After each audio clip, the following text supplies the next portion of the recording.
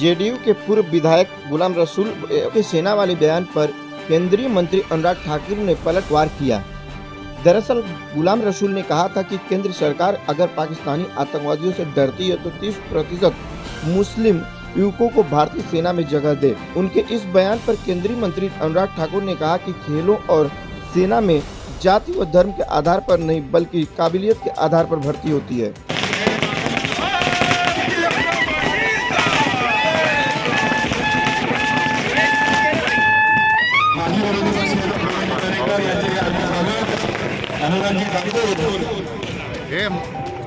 भारत के केंद्रीय मंत्री जी का डोंबिवली में हार्दिक स्वागत।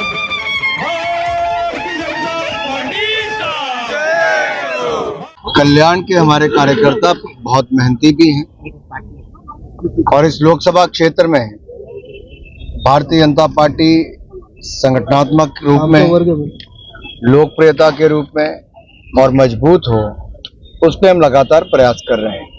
इस संगठन की दृष्टि से प्रवास है क्योंकि भारतीय जनता पार्टी एक ऑर्गेनाइजेशन जो है वो कार्यकर्ताओं पर निर्भर है और हम सत्ता में भी होते हैं तो प्रधानमंत्री जी भी अपने संगठन के प्रति जो दायित्व है, कर्तव्य है, उसको निभाते हैं। और ये अपने आप में दिखता है कि पार्टी ने जो मूल विचार है कि कार्यकर्ता से ही संगठन को गढ़ना है और मजबूत करना है, उस पर लगातार काम करती है। सत्ता में आकर भी हमारी सेवा करने की भावना है और अब आगे फिर सत्ता में आए और देश को आगे बढ़ाएं, क्योंकि देश को 10वें नंबर से दुनिया की 5वें नंबर की अर्थव्यवस्था बनाना, 220 करोड़ वैक्सीन मुफ्त में लगाना, 80 करोड़ लोगों को मुफ्त में अनाज 28 महीने तक देना और निवेश रिकॉर्ड भारत में लाना, ऐसे बहुत सारी उपलब्धियां मोदी सरकार की हैं। मेक इन इंडिया को बल देना और भारत को एक मजबूत राष्ट्र के रूप में उभारना, इसलिए देश को नरेंद्र मोदी जी की फिर जरूरत है। और महाराष्ट्र में इसलिए मैं कहता हूं क्योंकि महाराष्ट्र को जो यूपीए ने अपने 10 साल में नहीं दिया, उससे कई गुना ज्यादा मोदी सरकार ने दिया है। रेलवे में जहां 1170 करोड़ रुपया सालाना देती थी कांग्रेस पार्टी औसतन, हम 13,700 करोड़ से ज्यादा इस बार हमने दिए हैं। एक नहीं, दो वंदे भारत दी कांग्रेस, तो वो भी नहीं दे पाई।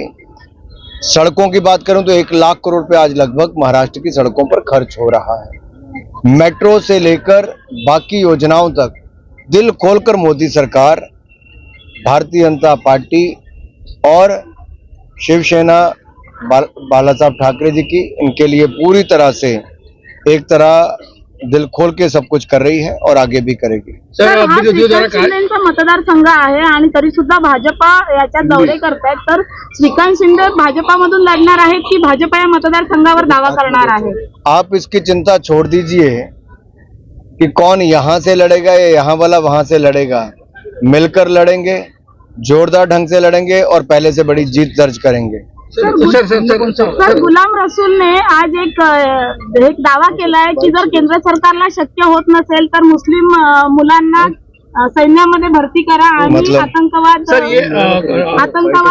गुलाम रसूल है, उनका ऐसा कहना है कि यही ना मुस्लिम लड़कों को फौज में भर्ती किया जाए।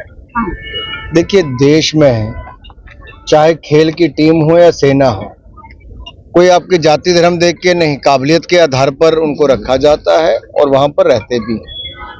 सर, विरोधियों द्वारा बार-बार कहा जा रहा था जिस तरह की शरद पवार उनको मालूम थी और उनके कहने पे ही सरकार बनी थी, जिसके वजह से आज सुबह से संजय राउत ने कहा है कि देवेंद्र फडणवीस 10वां अजूबा है, जिसमें से 2 अजूबे दिल्ली में है।